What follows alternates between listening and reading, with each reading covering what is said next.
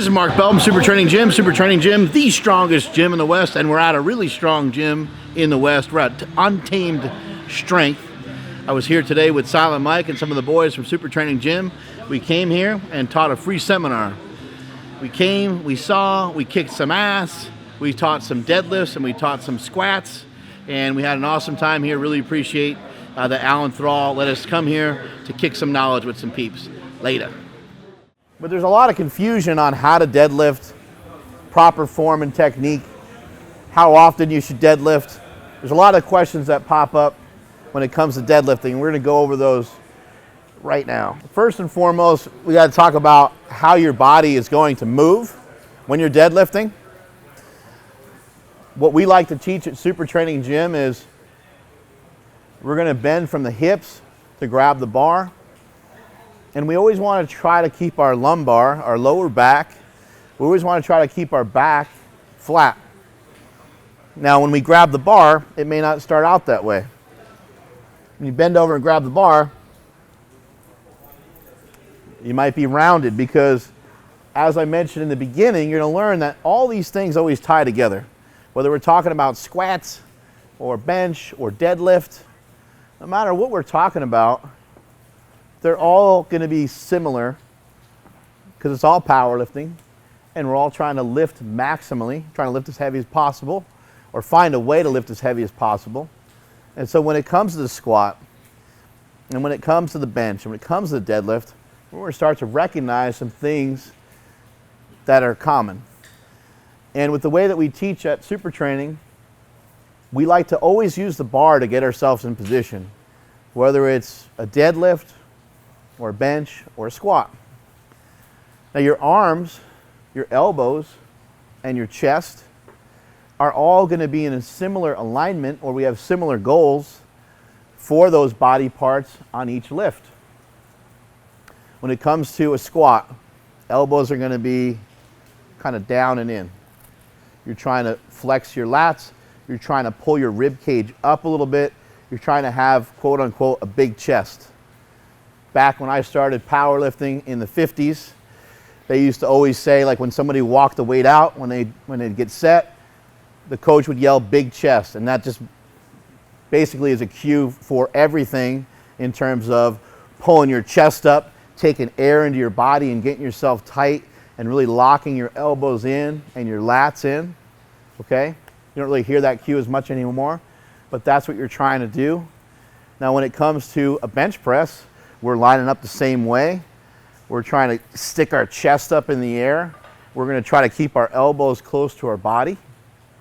And when it comes to deadlifting, when our hands are down this way, whether you're hook grip or this way or whatever, we want the same thing. We don't want our arms to be out from our body like this. We don't want to try to lift like this with our arms here because we're going to do a lot of this. And that's going to be an inefficient way to be able to lift. You're going to end up looking like a fishing pole as you're coming up like this. It's going to be really hard to lock weight out if the weights are out in front of you or if you're rounded. So I'm going to show you, we're going to use the bar to get in position. I'm going to have Silent Mike do it as well, but I'm going to kind of show you a little bit different way that I do it. I like to go with a wider stance. This is not to confuse you. This is to show you that there's more than one way to do this. There's a lot of different ways to deadlift. But the things that are going to be common are going to be that we want to try to keep our back flat, try to keep our stomach tight, and we want our hips to be lower than our shoulders. Back flat, stomach tight, hips lower than our shoulders. The hips lower than the shoulders is crucial. The back being flat is crucial. The main reason is you don't want to tip over and have your hips be higher than where your shoulders are. You're going to spill out all your energy forward. Your back needs to be flat. Your back becoming flat-ish or trying to get your back flat is going to lock yourself into position. And it's also going to kind of help drop your hips into place, thus bringing your hips lower than your shoulders. So everything kind of works in combination. And obviously keeping your stomach tight is just crucial for any lifting period, any heavy lifting that you're doing, even if you're doing a heavy set of curls, trying to keep your core tight. So I like to have the bar away from me because I'm going to kind of roll it towards me for a conventional deadlift. Typically, I'd be in a flat shoe. These shoes have an elevated heel, not ideal for deadlifting. I have a little bit wider than shoulder width or shoulder width stance, and my toes are pointed out slightly. I'm going to grab the bar with my hands outside of where my legs are because this is a conventional deadlift. When you go to sumo, your hands are going to be inside of where your legs are. You grab the bar out here and here, again, just rounding over, just bending over. There's not much thought into this process other than I might be thinking about the way I'm going to breathe. If I had a belt on and this is 700 pounds, obviously I'm going to approach it a little differently than I am just this weight here. But basically, I'm going to start to think about how I'm going to breathe. I'm going to grab the bar. I'm rounded over. This is the worst position to deadlift in. And then I'm going to start to get myself in position by using the bar. I'm going to roll the bar out a little bit, sit back into it, try to find a good position. Sometimes it takes a minute. And there we go. Whoa. What you do with your head, what you do with your positioning of your head, I would say for most people, you just want to try to get your face back behind the bar. Your head has a certain weight to it. My head weighs 97 pounds. And so if my head is this way, I got an extra almost 100 pounds pulling me down towards the earth. So I might not really have a great ability to really look up at the bottom position of a deadlift. But as soon as the weight gets to like mid-shin, I'm really trying to force my head back. You'll see some people as they get to the top of a deadlift, they'll put their head down like this. It's totally fine, totally acceptable. However, make sure, again, that you're trying to drive your face and your head back behind the bar. If you need to kind of relax your shoulders by kind of putting your head down towards the top, that's okay. But again, you want to try to drive your head back behind the bar. It doesn't mean that your chin is necessarily way up, like you might see Bryce Lewis do. All that works really well for him. But what it does mean is that we're trying to drive back this way, whether it be this way or whether it be kind of more upright like that. So again, show you again here.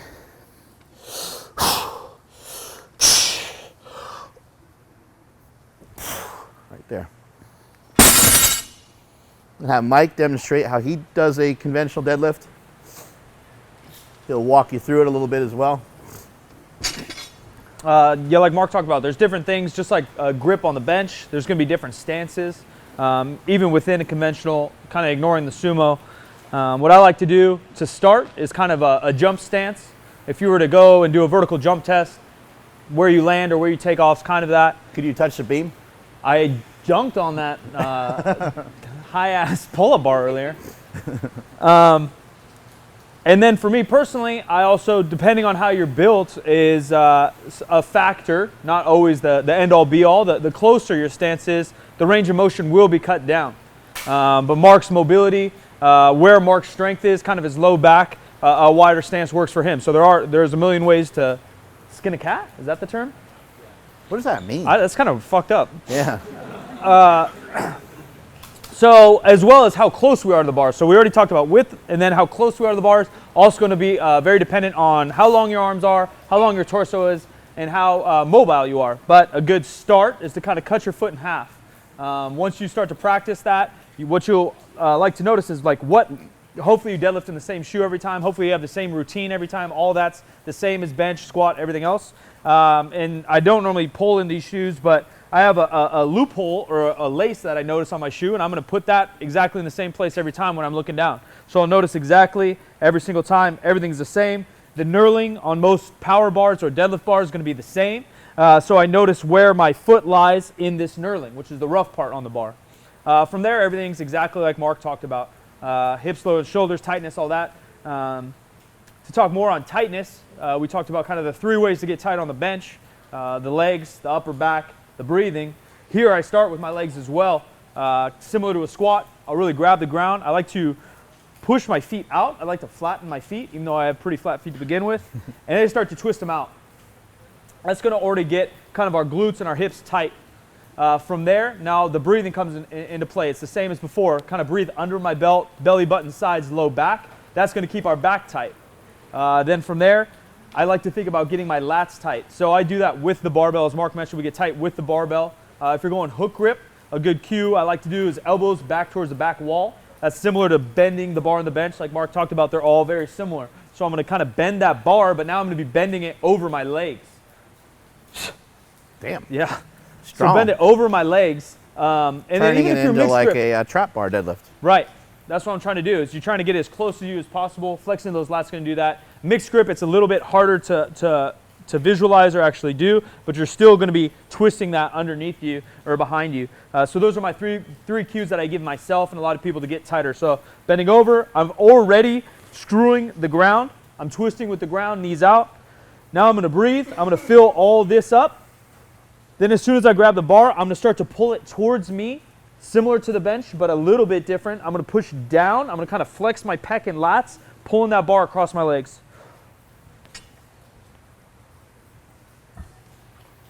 And if it's done correctly, there shouldn't be a lot of space between here. You want to have, if he's doing it incorrectly and he's rounded over a little bit, there's a lot of distance between where his armpit is and where like his hip is. When he gets himself into place, that's a lot more compact. And that's what you want. You want to try to really tighten up those lats and, like he's saying, trying to bend the bar over your legs. Last kind of cue or something common that I see is people, like Mark said, are kind of bleeding out forward. And that's because they think about bending their chest over the bar to get to the bar. As soon as you go forward, that weight's already there. And that's when you get people with like overbuilt erectors, people that pull with a rounded back. Rounded back can maybe cause injuries. It's not going to be guaranteed you're going to slip a disc or anything, but it's also just not efficient. Kind of your back, your erectors, your lats, they're not the movers in the deadlift. Kind of glutes and hams are, quads. What you want all this to be is kind of that stable midline as I talked about. You want to be stiff from your hips to your shoulders. So as stiff as you can, flexing those lats, breathing tight. I'm going to kind of fall back and I'm going to think about pushing my hips backwards when I set up. Notice I almost even fall without the barbell, not bending forward. So I'll push backwards, then I'll get a hold of the bar, almost fall backwards, bar into me, pull. And your knees should be slightly forward of the barbell in the bottom position of the deadlift for almost everybody. Occasionally, we might end up seeing somebody with long arms and they might have a really straight up and down shin angle. But your knees should come forward of the bar just slightly.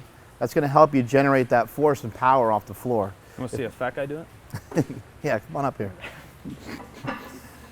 We're going to show you what a fat person. You're short, fat, and ugly. This is what it might look like. Again, getting his air at the top. Each person's a little different with that, but he locked the lats in. He's got the elbows close to his body. Somebody shouldn't be able to come up and tickle your armpits. You should be locking your lats in. It's tight enough so that your armpits are covered up. See, the back's nice and flat. Some people like to get their air at the bottom, and others like to get the air at the top. Whatever feels okay for you, whatever makes you not pass out, whatever makes you not poop yourself. Whoa! Mr. Explosive. Jesus. Causing some problems around here. Why don't you come up here in the Raiders shirt? 4-1, right? The Raiders? Yes, not bad. Hey, now. Not bad. So this is just something I like to demonstrate to people, just so you kind of get a feel for what it is we're talking about. You know how to perform a stiff leg deadlift, right?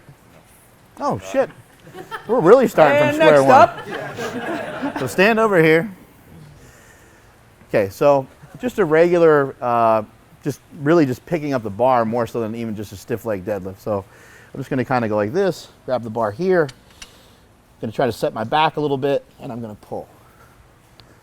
Okay? Give that a try. So don't use your legs. Legs high. Nope, legs higher. So less knee bend. Straighter. Yep. Yeah, there you go. From there. There. Okay, good. Okay. Now I want you to do the exact same thing. Go ahead and line up on the bar. Don't pull it yet. Grab the bar. And now just pull your lats into place. Get the weight closer to you, and pull from there. It automatically starts to feel weightless when the weight is close to you, especially with just 135 pounds. It starts to feel so much lighter than if it gets out in front of you at all, if your shoulders are unwound, if any of that is off. 135 is going to feel like 315. When you get it the right way, 135 feels like 0. So you make sure that you're pulling those weights into you and keeping them close. Even without him really worrying about where his legs were, the lift became that much easier, I hope. Yeah, that's honestly how I normally do them. Okay, well, there you go. Yeah. All right, get out of here. Anybody have any questions on just a conventional pull? Not really anything more than just the technical side of it.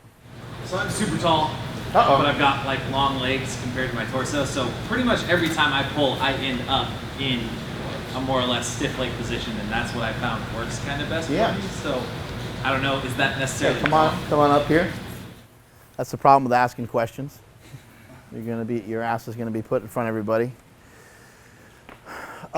So a lot of times female athletes and dudes with just longer limbs, when they lift, it's going to look a little different than everybody else.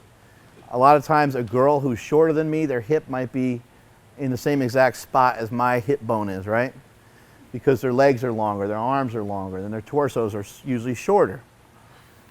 So the way that they lift is going to look a little differently. It's a big mistake. I sometimes hear people try to use some of those things as excuses, so make sure that you're not doing that. You're built the way you're built, and that's the way it goes, that's the way it is. And just take advantage of what you have that's good, and try not to pay too much attention of what you have that's shitty.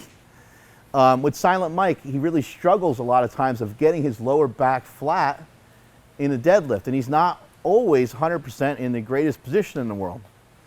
And I myself struggle with certain lifts as well. But he made a decision, I'm just going to keep pulling like this. I'm trying my best. I'm trying to keep my back flat. I'm trying to lock it in. And he tried on every rep of every set possible that he did all the way until he did the 705 deadlift. But he just worked on getting better and getting stronger. As we talked about earlier, the way to get better and the way to get stronger is through doing the lift correctly and doing it over and over and over again. So he didn't use so much weight that he was rounded over like this, but his lower back may have slightly been a little bit more rounded than he liked. And he just kind of rode that out. So same thing with him. If doing a stiff leg deadlift is the only thing that we can get from him, then that's just where we're at. We can't complain and we can't say, oh, fuck, man, you're always going to suck or whatever, right? We can't do that. We can only do what he's able to actually do. So oftentimes when you get advice from somebody, you're taking that advice and you're applying it to yourself, and what you end up with is something that is unique for yourself, because most often you can't do what a coach tells you to do, or you can't do every single thing that the coach tells you to do. It's impossible to execute all those things because your body is much different than the coach's body, and your interpretation of what the coach is telling you may even be slightly different. So each person is going to just move a little bit differently. We have to accept that, and we have to move forward from that. So let's see you deadlift. Oh my God, not like that.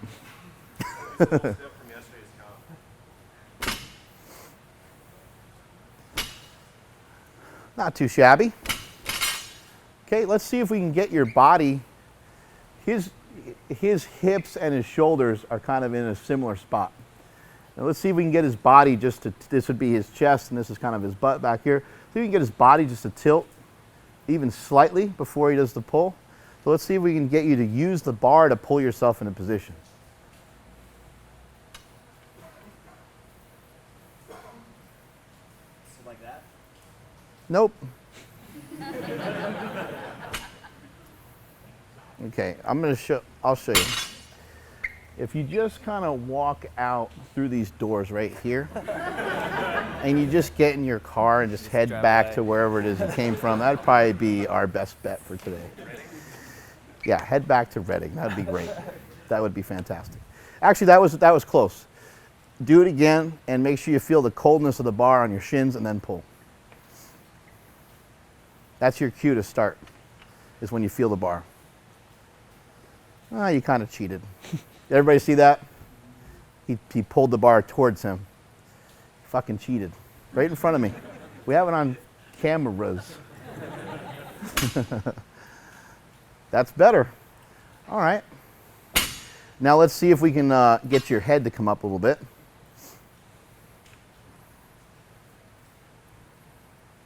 There you go. Mike? Yeah. Yeah, one thing I would say is kind of how I talked about, you're dropping your chest and knees forward and not your hips back. So set up a little bit. Uh-oh. We're going to find out he's got really crispy hamstrings right now. They might pop. Yeah, so just bend over. Oh, yeah. He doesn't like that. Good, hips a little higher. Hips a little higher. Good, now to drop your hips, I don't want you to bend your knees. I want you to fall back. Use that bar and then pull from there. Now we're in your hammies. Now that's a deadlift, not a squat. Yeah. Yeah, so that's a big difference between, yeah. So you're actually built to deadlift, in my opinion. Yeah. It's just a matter of you kind of trying to squat the weight up, and maybe you do strongman, or I don't know what, and and so it might be a little bit different when you're deadlifting a truck or something from a higher range, because you have to use your quads a little more to get started, and not that we're going to use that here, but we're going to try to push back into those hams and into those glutes. Not only will that fire the main movers, but watch from the side. Is this a 135? I weigh like 220. This bar is just going to magically float as I push back into my hams. Right? So if I get 225 on there, same thing. If I get 315 on there, same thing. If I get 405 on there, it's going to move this much off the ground, and then I just have to pull like 20 pounds. Then I get to 500, it's not going to move, but I'm going to get 400 pounds of force just moving backwards, and then I'm going to pull 100. And then when I get to 600, I'm going to pull, float back with 400, and I'm just pulling 200. Does that make some sense? Go ahead and do it again. You smiling at a little guy? Try to push back a little bit more.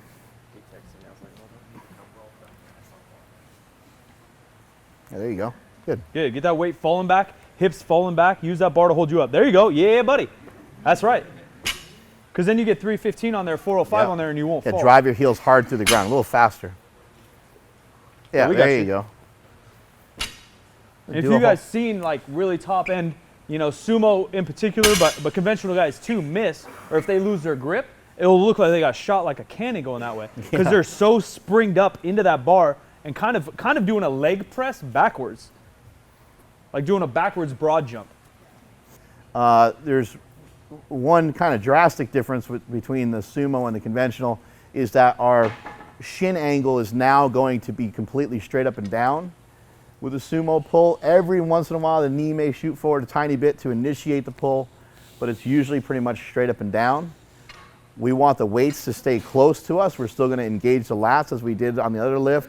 We want the back flat. God bless you. We want the hips lower than the shoulders. We want the stomach tight. Mike's going to use the bar to pull himself into position here, and he's going to go. And again, he's trying to sit back. I personally like to sort of shove outward on my feet and kind of stay a little bit more on my heel, like I'm trying to drive my heel through the ground, or a similar analogy to the bench press where I said earlier, we're trying to push ourselves away from the barbell. Same thing here, we're wedged in so well on this that we're trying to push the floor away from us. As Ed Cohn, the greatest powerlifter of all time, has mentioned, that it's a push into the floor, it's a push, and then it's a pull. When you do a deadlift, you're pushing your legs into the ground, and then you're pulling the weight into you. So it's almost two separate pieces that come together and look like one beautiful, smooth motion. Anything to add? Yeah, I'd say everything's almost the exact same, even what I'm thinking. Cues, the shin is kind of the main difference. If you're already screwing your feet in with both, if you're already getting your stomach tight, flat back, flexing with your lats, keeping that bar close, they're both going to feel very similar once you start to get wedged in. I guess maybe talk about like sumo, the range of motion is going to be less. Yeah. It might be less on your low back, but otherwise it's very particular. The bum. Beard man. Homeless guy in the back. A lot of guys will say that a sumo puller should incorporate conventional deadlifts in the routine, which makes sense. Do you think that there's any carryover for a conventional deadlifter to put sumos into the routine? Personal opinion is like I just don't like the word carryover. It's just my personal thing maybe, because just because you hit a 10-pound overhead press doesn't mean you're going to hit a 5, 10, 15-pound bench. Do they help or assist? Yeah, I think 100%. So same even in the sumo, where it's a little more quad dominant. It's a little bit more like glute med dominant, kind of upper outer ass. I think it helps. Yeah, I do. Yeah, I think the same thing. I think that you should be good at both, and they should both progress. So even if there's a 50 or even 100-pound difference between the two, they should both be making some progress. I think the thinking on the conventional deadlift or the sumo deadlifter doing some conventional deadlifting is that maybe perhaps the sumo deadlifter is missing out on some real, quote unquote, real just brute strength that the conventional deadlift presents. And then also just some of the accessory movements, stiff leg deadlifts and stuff like that, bent over rows, are all kind of done with that conventional deadlift stance. And so maybe they think that you should do both. But I think either way you should be doing both, whether you're sumo or whether you're conventional. I think that you should be proficient in both, and that it just makes sense to work both. There may be periods of time, there may be 12 weeks or 14 weeks or maybe extended periods of time where you don't really touch the other one for a while, and that's fine too. But I do think that you should work on both, and why not have some fun in your training too? You get done with a contest and you're not sure what to do next. You don't know about your next training cycle. You don't know if you're going to rehire the same coach or what program you're going to follow, or if you're just going to wing it and do some of your own stuff. Well, that'd be a great time to go in the gym and try some different things that you haven't really done before, because you can set personal records on every single thing because you never really tried it before. You could say, I'm going to do set of 5 sumo, and week 1 I'm going to use, and let's say you're a 600-pound deadlift or conventional. Week 1 I'm just going to use 315 just to get a feel for it, move around with it a little bit. Then I'm going to do, each week I'll add, 30 pounds or something like that. And so you get to something that's pretty substantial and feels difficult.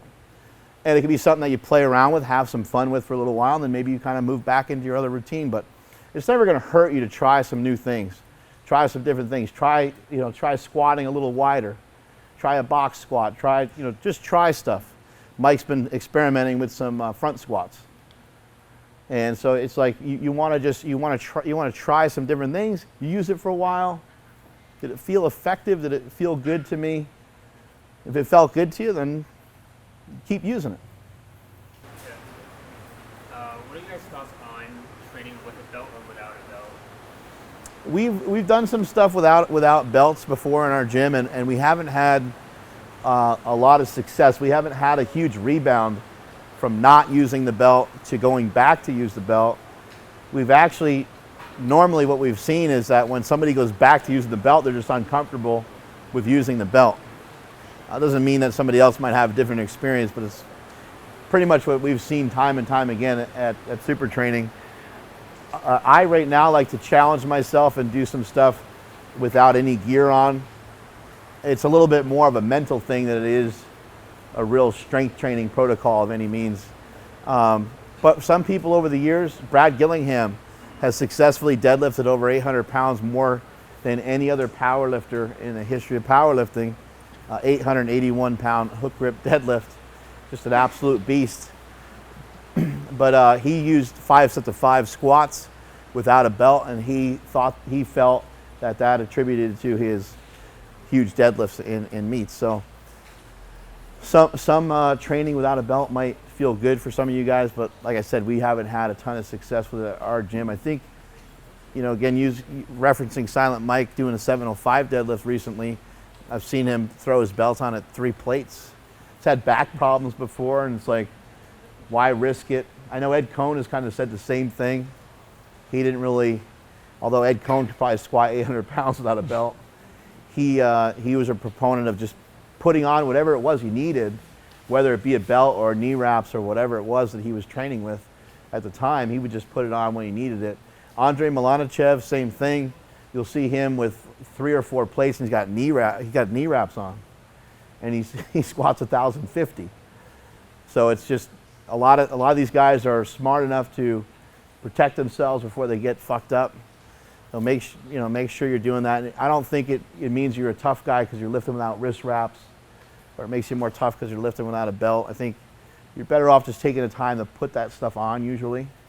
So when I'm doing multiple reps of pause deadlift, I feel a soreness or just pain in my lower back. I don't know if it's something I should be worried about, but when I'm doing regular heavy deadlifts, I don't feel that pain. Is that You should always be concerned about pain because, you know, it's one of the first indicators that we get that something's not going well, right? So anytime something hurts, let's try to use our heads and let's try to figure out something different.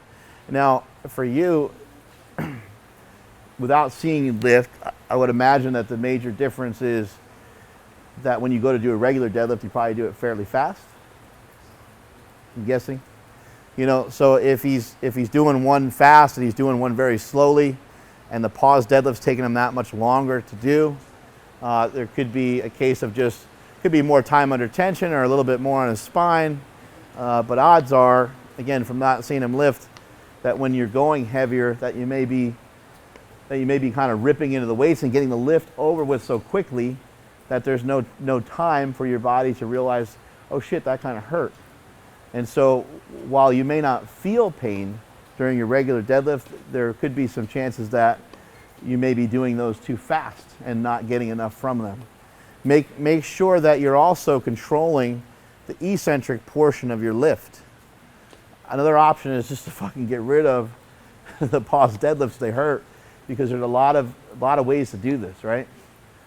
Anytime you do anything that hurts, let's say you want to increase the size of your biceps and you start trying to do preacher curls and they hurt.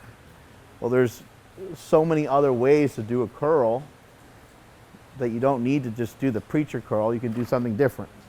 If you go to do a stiff leg deadlift, we mentioned that being a great exercise, and it just kills your hamstrings and makes you sore for too long and you can't figure out how to do it. Or I mentioned doing both sumo and conventional.